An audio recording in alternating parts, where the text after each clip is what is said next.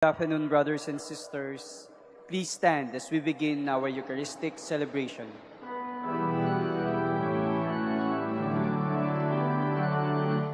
Bilang Panginoon, umawit ang kagalakan, at tugtugin ang gitara, at ang kaya-ayang lirap. Ipaninyo ang trumpeta sa ating pagkamag-anak. Sa Diyos tayo'y tumawag,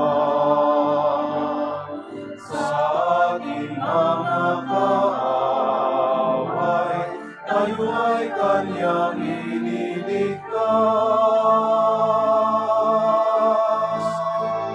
Purihin ang Panginoon, umawit ng kagalakan,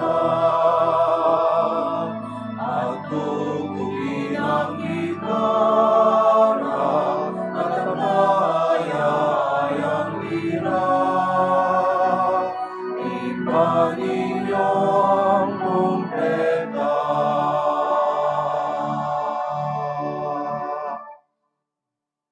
In the name of the Father, and of the Son, and of the Holy Spirit. Amen. The Lord be with you. And with your spirit. My dear brothers and sisters, we celebrate today the feast of Saint Vincent, a deacon and a martyr.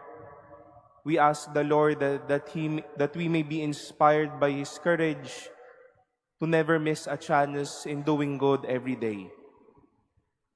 To prepare ourselves to celebrate the sacred mysteries, let us call to mind our sins and ask the Lord for pardon and mercy.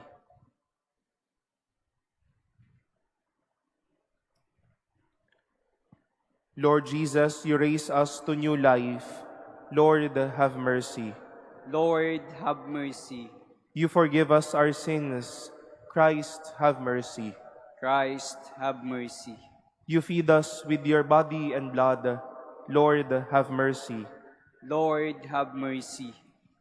May Almighty God have mercy on us, forgive us our sins, and bring us to everlasting life. Amen. Let us pray.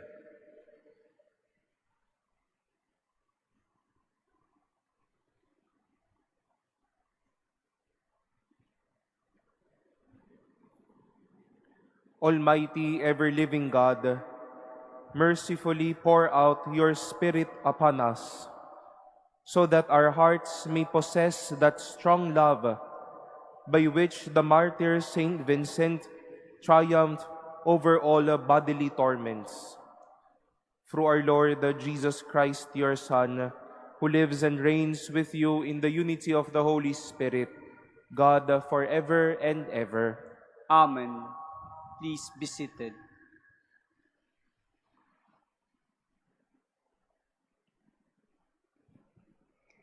A reading from the letter to the Hebrews. Melchizedek, king of Salem and priest of God Most High, met Abraham as he returned from his defeat of the kings and blessed him. And Abraham apportioned to him a tenth of everything. His name first means righteous king, and he was also king of Salem, that is, king of peace. Without father, mother, or ancestry, without beginning of days or end of life, thus made to resemble the Son of God, he remains a priest forever. It is even more obvious if another priest is raised up after the likeness of Melchizedek, who has become so not by a law expressed in a commandment concerning physical descent, but by the power of a life that cannot be destroyed. For it is testified, "You are a priest forever, according to the order of Melchizedek. The word of the Lord. Thanks be to God. You are a priest forever in the line of Melchizedek. You are a priest forever in the line of Melchizedek. The Lord said to my Lord, "Sit at my right hand till I make your enemies your footstool." You are a priest forever in the line of Melchizedek. The scepter of your power the Lord will stretch forth from Zion. Rule in the midst of your enemies. You are a priest forever in the line of Melchizedek. Yours is princely power in the day of your birth, in holy splendor. Before the day star like the dew, I have begotten you. You are a priest forever in the line of Melchizedek. The Lord has sworn, and he will not repent. You are a priest forever, according to the order of Melchizedek. You are a priest forever in the line of Melchizedek. Please stand.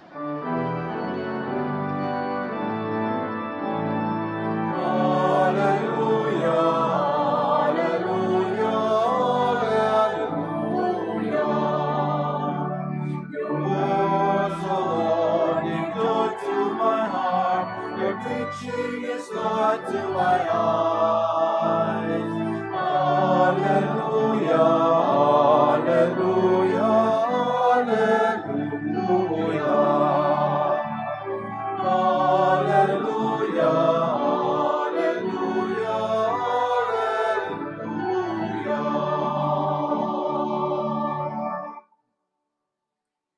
The Lord be with you. And with your spirit. A reading from the Holy Gospel according to Mark. Glory to you, O Lord. Jesus entered the synagogue. There was a man there who had a withered hand. They watched Jesus closely to see if he would cure him on the Sabbath, so that they might accuse him.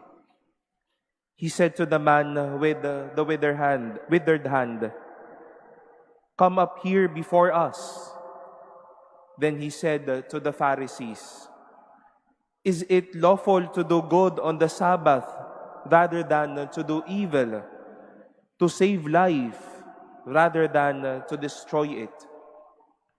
But they remained silent, looking around at them with anger and grieved at their hardness of heart. Jesus said to the man, "Stretch out your hand." He stretched it out, and his hand was restored. The Pharisees went out and immediately took counsel with the Herodians against him to put him to death. Pagkakataon, hindi niya sinayang yung pagkakataon para magturo, ang mag-inspire sa mga tao, ang magpasaya sa mga tao, to stretch and extend God's healing unto them, and to let them see miracles in their life. And one story of a not missed chance by Jesus was the gospel we've just heard today. Though with the eyes of the Pharisees looking intently at him to see if he will heal that man with a withered hand on a Sabbath, Jesus nonetheless never missed the chance to extend the healing and the blessing to that person.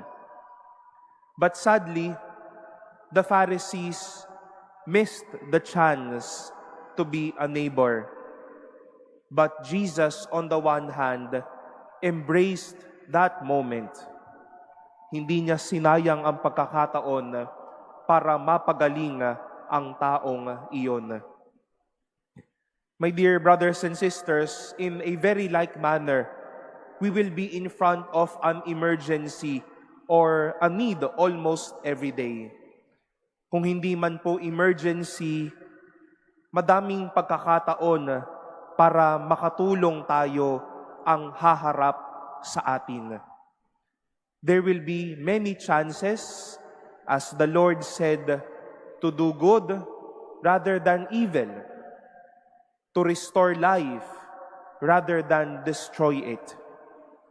Jesus never missed a chance to do good and save a life, and to save a life. Never was a moment that He despised helping and being good to others. Wala siyang sinayang na pagkakataon, wala siyang sinayang na panahon para maging mabuti. It is a reminder on our end that it's not another day, another lait. Another day, another away. Another day, another sumbat. Another day, another toxicity, another pain, another kill to one's life. But rather, it's another day and another chance to be better. Another day, another chance to be good. Another day, or even maybe today, a chance to share God's life to others. Jesus never missed a chance. And at those moments, He extended a blessing. He extended a miracle. Haharap po tayo sa mga pagkakataon at karanasan. Ang ipadama po sana natin, hindi yung bigat ng sakit, kundi ang lalim ng pag-ibig at paghihilom sa buhay. Never miss a chance to be good, and see how others will be blessed and will be graced of your own goodness.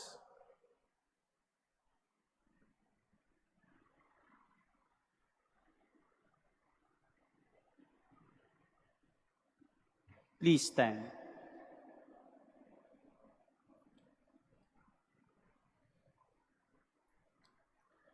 Christ liberated us from the destructive powers of evil and sin, so that we could be free to cooperate in spreading the good news. We ask God for this grace and blessing. We shall say after every prayer, God of love, stretch out your hand. God of love, stretch out your hand. That the Church may seek to free persons from whatever stands in the way of communicating the gospel to men of our time. Let us pray to the Lord. God of love, stretch out your hand. That the Lord may give hope and encouragement to the starving of the world, who are unjustly deprived of food, clothing, and freedom. Let us pray to the Lord. God of love, stretch out your hand. That Christians everywhere may not be people of legalism and outward observances, but people with a heart, who do what they have to do as God's children. Let us pray to the Lord. God of love, stretch out your hand. That we may show concern to those who are suffering, so that we may lighten their burdens and help them to keep trusting in God. Let us pray to the Lord. God of love, stretch out your hand. That the dead and those who mourn their loss may see hope and comfort in the resurrection of Jesus. Let us pray to the Lord. God of love, stretch out your hand. Let us pray in silence for our own intentions and lift up to the Lord all the intentions offered in this Mass, as we also pray for one another.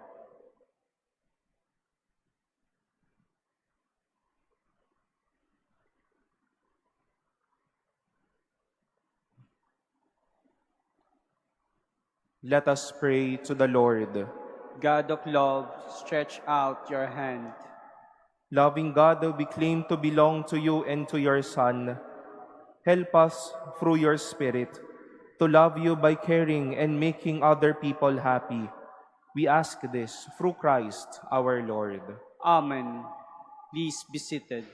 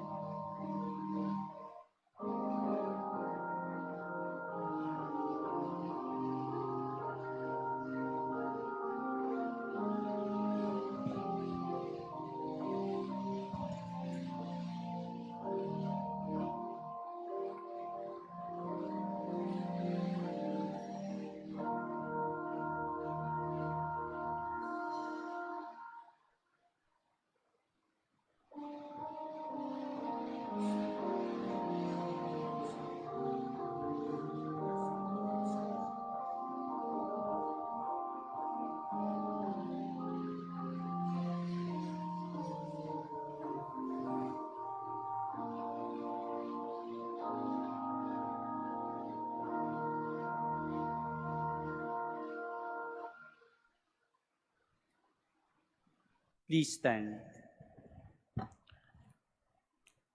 Pray, brothers and sisters, that my sacrifice and yours may be acceptable to God, the Almighty Father. May the Lord accept the sacrifice at your hands for the praise and glory of his name, for our good and the good of all his holy church. Sanctify our offerings by your blessing, O Lord, we pray, and by your grace may we be set afire with that flame of your love, through which Saint Vincent overcame every bodily torment, through Christ our Lord. Amen. The Lord be with you. And with your spirit, Lift up your hearts. we lift them up to the Lord. Let us give thanks to the Lord our God. It is right and just. It is truly right and just, our duty and our salvation, always and everywhere to give you thanks, Lord, the Holy Father, Almighty and eternal God, for the blood of your blessed martyr Vincent, poured out like Christ's to glorify your name, shows forth your marvelous works, by which in our weakness you perfect your power, and on the feeble bestow strength to bear you witness through Christ our Lord. And so with the powers of heaven, we worship you constantly on earth, and before your majesty without end, we acclaim. Holy, holy, holy Lord God of hosts, heaven and earth are full of your glory. Hosanna in the highest. Blessed is he who comes in the name of the Lord. Hosanna in the highest. Please kneel.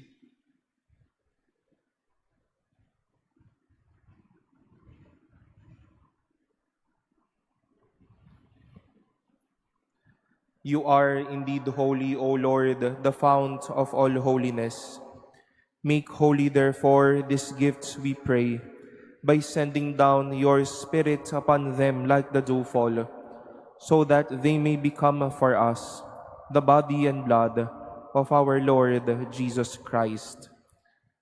At the time he was betrayed and entered willingly into his passion, he took bread, and giving thanks, broke it, and gave it to his disciples, saying, "Take this, all of you, and eat of it, for this is my body, which will be given up for you."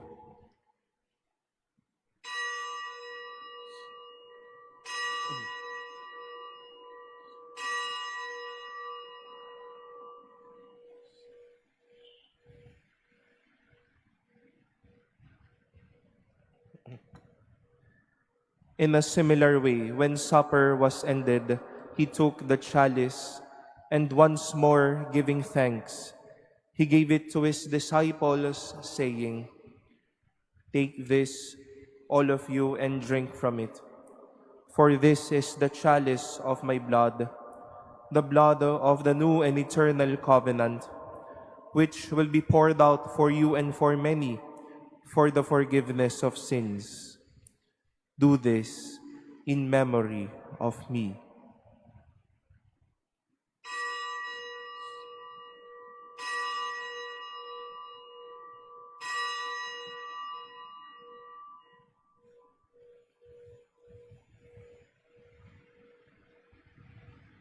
Please stand.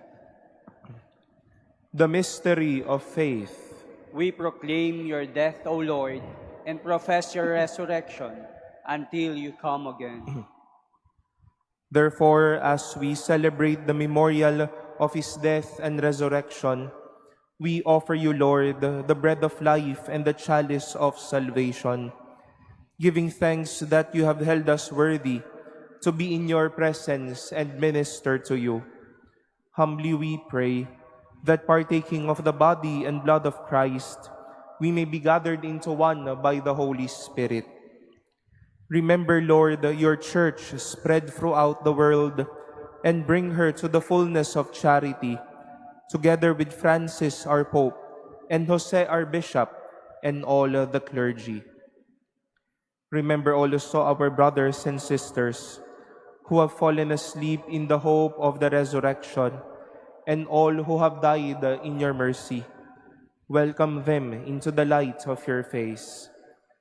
Have mercy on us all, we pray, that with the Blessed Virgin Mary, Mother of God, with blessed Joseph, her spouse, with the blessed apostles, with Saint Vincent and all the saints who have pleased you throughout the ages, we may merit to be co-heirs to eternal life, and may praise and glorify you through your Son, Jesus Christ.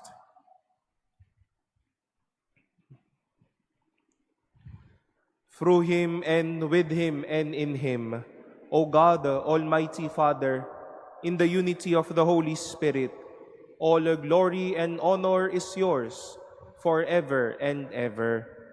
Amen.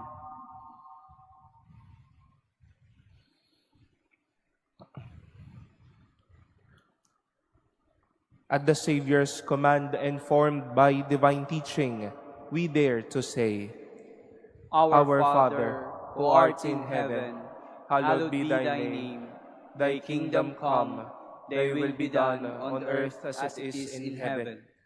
Give us this day our daily bread, and forgive us our trespasses, as we forgive those who trespass against us. And lead us not into temptation, but but deliver us from evil. Deliver us, Lord, we pray, from every evil. Graciously grant peace in our days, that by the help of your mercy, we may be always free from sin and safe from all distress, as we await the blessed hope and the coming of our Savior, Jesus Christ. For the kingdom, the power, and the glory are yours, now and forever. Lord Jesus Christ, who said to your apostles, "Peace I leave you, my peace I give you," look not on our sins, but on the faith of your church, and graciously grant her peace and unity in accordance with your will, who live and reign forever and ever. Amen.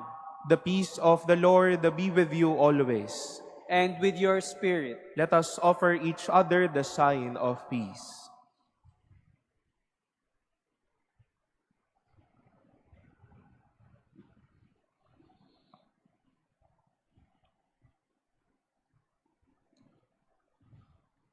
Lamb of God, you take away the sins of the world. Have mercy on us. Lamb of God, you take away the sins of the world. Have mercy on us. Lamb of God, you take away the sins of the world. Grant us peace. Please kneel.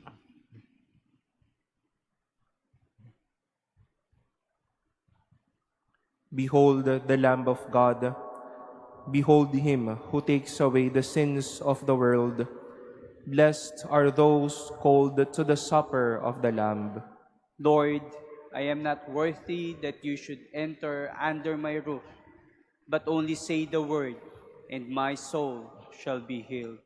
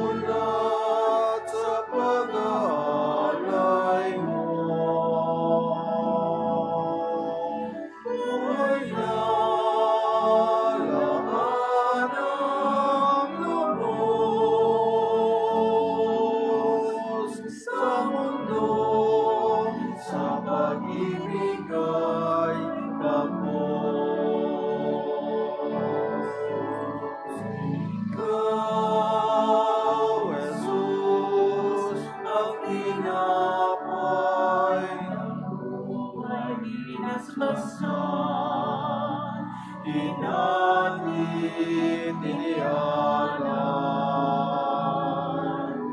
Buhay na ganap ang saming kaloob at pagsasalo walang hanggan. Narapati sa kapwa maging tinapay, kagalakan sa nalulumbay,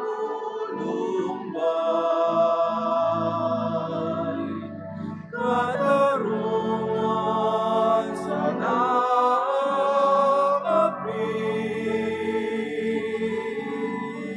at kanlungan ng bayan mo sawi. Ikaw, Jesus, ng tinapay ng buhay pinaspasan, inatin tinialay. Buhay na ganap ang saming kaloob at pagsasalo walang hanggan.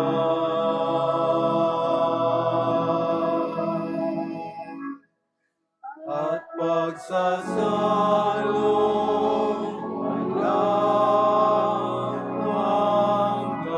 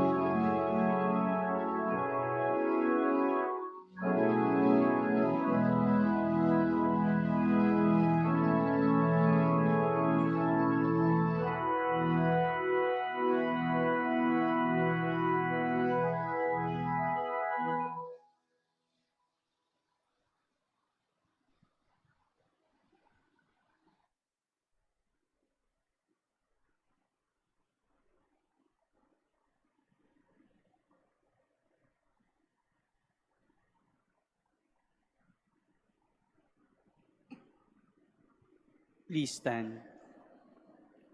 Let us pray.